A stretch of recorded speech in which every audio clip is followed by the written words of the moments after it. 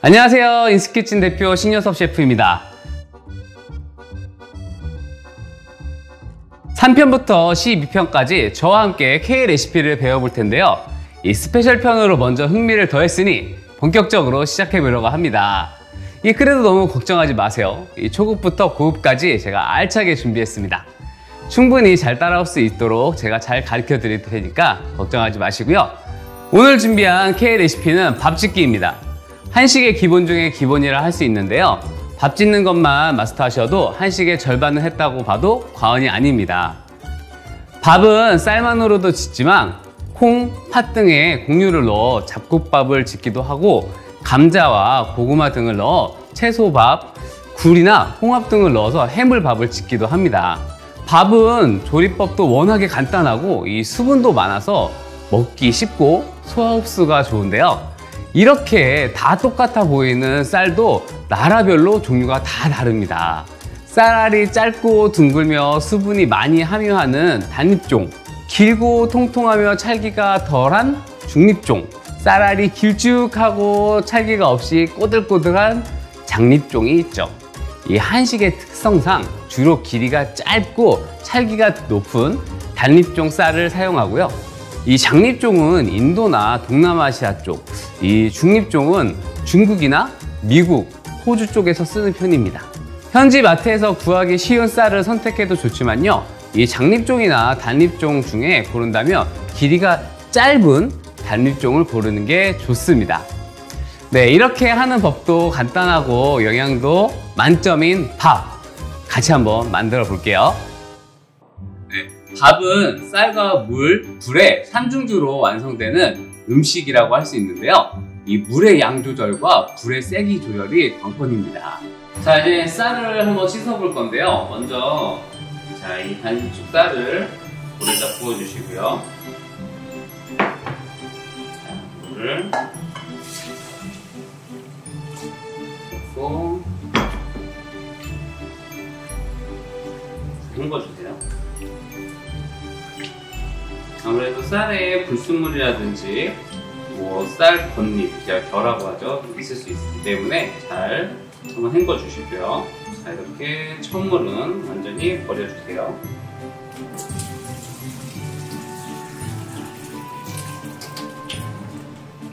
다시 한번 물을 부어서 충분히 부어서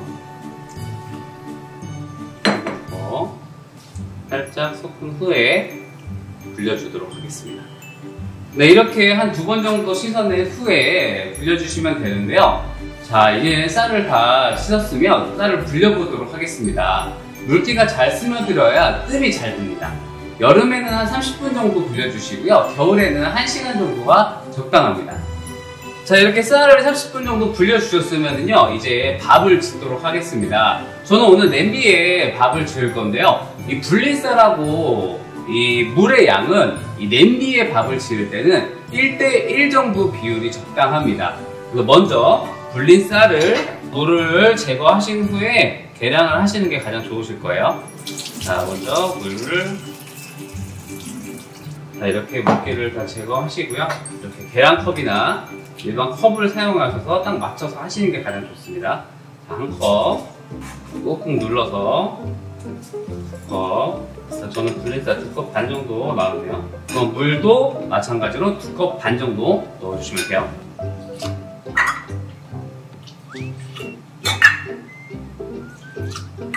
자, 만약에 계량컵이나 이런 게 좀 불편하시다 하시면은 가장 간단하게 할 수 있는 방법이 있는데요. 이렇게 손을 보시면은 이 손등까지 물을 담갔을 때 손등이나 손가락, 새끼손가락, 손톱이 들어갈 정도, 새끼 손톱 정도 되는 높이 정도로 물을 넣어주시면 됩니다. 이렇게 넣어주신 후에 살짝 한번 흔들어서 불 위에다 올려주도록 할게요. 자, 먼저 처음에는 센 불, 가장 센 불로 밥을 지어주시는 거예요. 그래서 한번 끓기 시작할 때까지 빠른 불로, 강한 불로 끓여주시는 거예요. 빠른 시간에 끓는 점에 도달하게 되는 것이 가장 좋고요. 밥물이 끓어 넘치지 않게끔만 조절해 주시는 게 좋아요. 그래서 밥이 좀 끈적끈적하고 밥알이 움직이지 않게 되고, 그리고 또 끓고 나면은 중간 불로 한 5분에서 한 7분 정도 끓여주시면 되고, 그 다음에 약한 불로 뜸을 한 10분 정도 드릴 겁니다. 그럼 아주 찰기게 얇고 맛있는 밥이 완성이 될 거예요. 자, 이렇게 밥이 완성이 됐습니다. 밥은요, 그냥 밥을 푸기보다는 아래 위로 뒤집어 가면서 뜨거운 김을 식혀주신 다음에 밥을 담아주시는 게 좋습니다. 밥알끼리 굳어서 굳어버리는 경우가 있거든요. 이 점 꼭 기억하시면 맛있게 먹어볼 수 있습니다. 자, 이제 이렇게 갓 지은 밥으로 그냥 먹어도 맛있지만 요리해서 먹으면 더 맛있습니다. 볶음밥, 비빔밥, 잡채밥 등 맛있는 밥 요리로 만들어 먹을 수 있는데요. 자, 그러면 바로 김치볶음밥 바로 준비를 해보도록 하겠습니다. 자, 이제 재료 한번 살펴볼까요?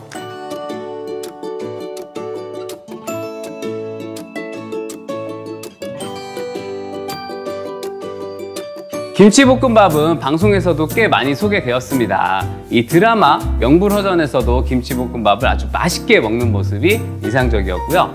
예능 강식당에서도 출연자들이 직접 김치볶음밥을 만들어서 손님들에게 선보이기도 했었습니다. 이 소울푸드인 김치볶음밥 바로 한번 만들어 보도록 하겠습니다. 자, 먼저 채소 손질을 좀 할 건데요. 이 채소들은 어떤 것들을 넣어도 상관없어요. 그냥 취향에 맞게끔 우리 집에 냉장고에 뭐가 있는지 한번 살펴보시고 그 재료들을 넣는 게 좋습니다. 이 한국의 볶음밥은요, 이 필라프, 나시고랭, 빠에야 등과 비슷한 음식이에요. 밥을 어떻게 조리하냐에 따라서 그 종류가 달라집니다. 그래서 저는 이제 밥도 다 되었고 준비가 완료가 되면은 본격적으로 한번 만들어 볼 건데, 먼저 채소를 저는 양파와 당근을 넣을 거예요. 자, 이렇게 넣고요. 먼저 양파를 잘게 다져주신다고 생각하시면 돼요. 자, 먼저 자, 이렇게 먼저 칼집을 주시고,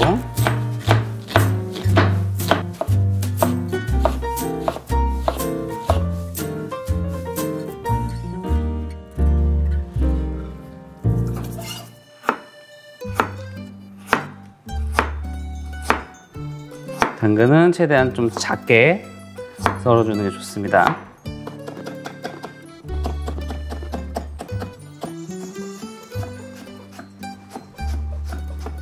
그리고 접시에 담아주세요. 그리고 김치를 손질하겠습니다. 이 요리를 할 때는 조심하셔야 돼요. 왜냐면 김치에 있는 고춧가루가 이 도마에 묻으면 잘 지워지지가 않아요. 그래서 이렇게 저처럼 빨간색 도마를 사용을 해주시거나, 이 김치만큼은 좀 가위로 그냥 잘게 다져주시는 것도 좋은 방법입니다. 좀 익은 김치가 좋아요. 익은 김치라고 하면 약간 김치가 신맛이 살짝 도는, 약간 새콤한 맛이 살짝 있는 김치를 사용해 주시는 게 좋습니다. 자, 김치를 한번 썰어 볼게요. 김치는 이 뒤에 이 줄기 부분이 조금 굵어요. 그래서 이 줄기 부분을 조금 먼저 칼집을 내듯이 좀 더 얇게 먼저 썰어주는 게 좋아요. 그런 다음에 그리고 김치 국물도 같이 넣어주셔도 좋아요. 준비가 다 끝났어요. 일단 저는 간단하게 김치, 그리고 채소 2가지, 그리고 돼지고기를 오늘 사용을 할 건데요. 꼭 돼지고기를 사용하지 않으셔도 됩니다. 닭고기를 사용하셔도 되고요. 아니면은 뭐 이렇게 생선 종류들을 사용하셔도 돼요. 한국에서도 뭐 참치 통조림이라든지 뭐 연어라든지 뭐 이런 것들을 다양하게 사용해서 김치볶음밥을 해먹기 때문에 어떤 것들을 사용하셔도 되니까 걱정하지 마시고 내가 좋아하는 재료들을 넣어서 만드셔도 됩니다. 자, 일단은 후라이팬 예열을 조금 할게요. 자, 후라이팬이 좀 데펴지면 시작을 하는 게 좋아요. 자, 먼저 이렇게 팬이 뜨겁게 달궈지면요, 기름을 조금 넣을 건데 이렇게 숟가락으로 한 숟가락 정도만 먼저 넣을 거예요. 자, 그리고 양파를 넣어서 양파가 투명해질 때까지 볶아주도록 하겠습니다.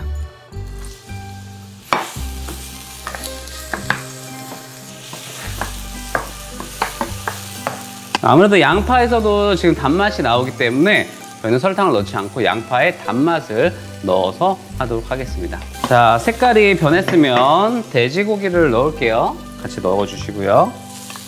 돼지고기에 기름을 내서 같이 요리하는 게 좋아요. 자, 그리고 돼지고기의 간을 약간 간장을 조금 넣어주시면 되고요. 간장이 만약에 없으시면은 소금, 후추만 넣으셔도 괜찮아요. 후추 약간.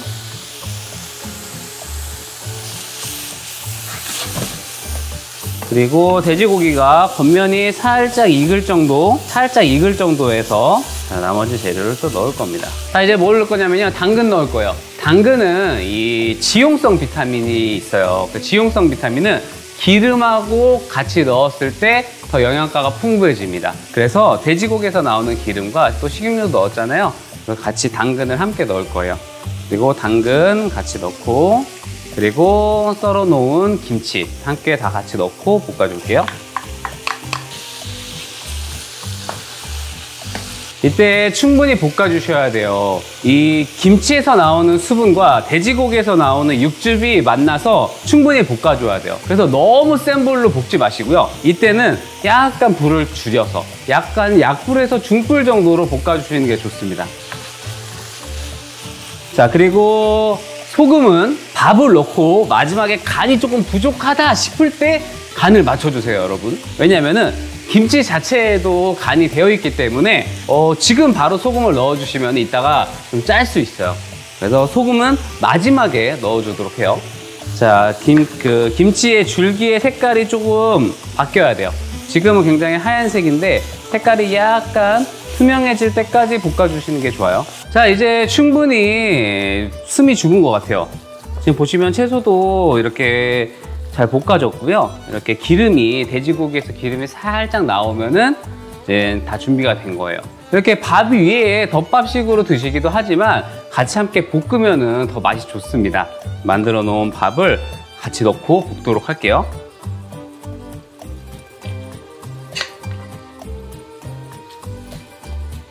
이렇게 꾹꾹 살짝 눌러가면서 밥알과 김치가 잘 섞일 수 있도록 잘 볶아주세요.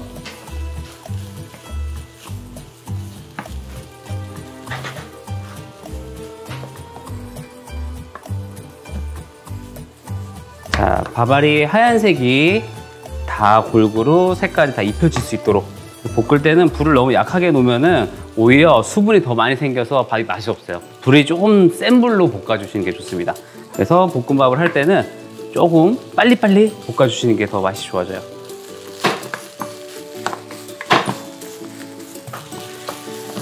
자, 이제 완성이 된 것 같아요. 불을 꺼주시고요. 자, 이렇게 하면은 김치볶음밥은 완성이 됐는데 약간 좀 뭔가 심심하죠. 여기에 빠지면은 정말 아쉬운 게 하나 있습니다. 바로 계란 프라이인데요. 계란 프라이는 정말 물론 개인적인 취향이 있지만 저는 한쪽만 딱 익힌 반숙이 정말 잘 어울리는 것 같습니다. 그래서 저는 계란 프라이 하나 만들어 보도록 할게요. 선라이즈라고 하죠, 선라이즈. 식용유를 둘러주시고요. 그리고 예열이 됐으면 이때 불을 조금 줄여주시고,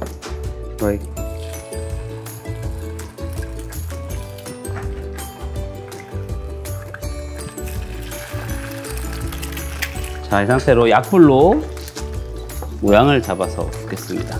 그리고 뭔가 약간 크리스피, 약간 겉이 바삭한 걸 좋아하시는 분들은 기름을 정말 짜작짜작하게 부으신 다음에 계란을 탁 넣어주시면은 거품이 쫙 일어나면서 겉은 바삭, 속은 촉촉한 계란 후라이를 드실 수가 있습니다. 자, 그리고 저는 고명에 올릴 파를 조금 썰어주도록 하겠습니다. 이거는 뭐 선택사항이에요. 없으시면은 안 올리셔도 됩니다. 자, 한번 담아볼게요.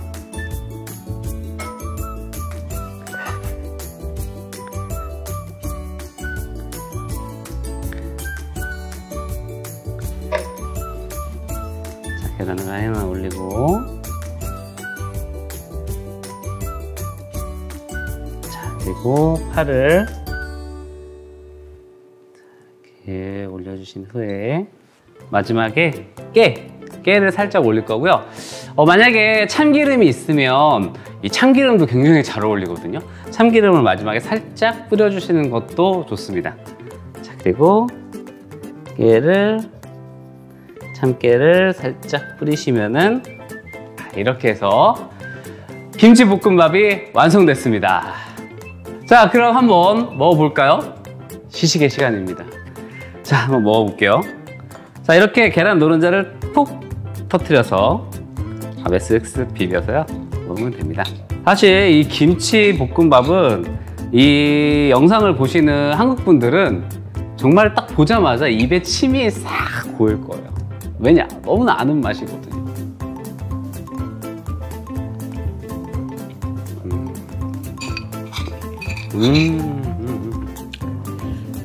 김치가 하나하나 씹힐 때마다 상큼하면서, 그리고 또 이 돼지고기의 고소함이 같이 어우러지는데 정말 맛있습니다. 야, 여기에 개인적인 취향대로 뭐 참기름이나 김가루 같은 것들 뿌려서 드셔도 너무 좋고요. 야, 이 김치볶음밥 이 영상을 보시는 분들은 정말 꼭 한 번쯤은 따라해 보셨으면 좋겠습니다. 정말 맛있어요. 자, 오늘 함께 밥 짓는 법과 응용 요리를 함께 배워봤는데요. 어렵지 않았죠? 앞으로 저와 함께 한다면 한식을 쉽고 간편하게 드실 수 있습니다. 다음 영상에서도 쉽고 간단한 레시피로 찾아뵙도록 하겠습니다. 다음에 만나요. 안녕.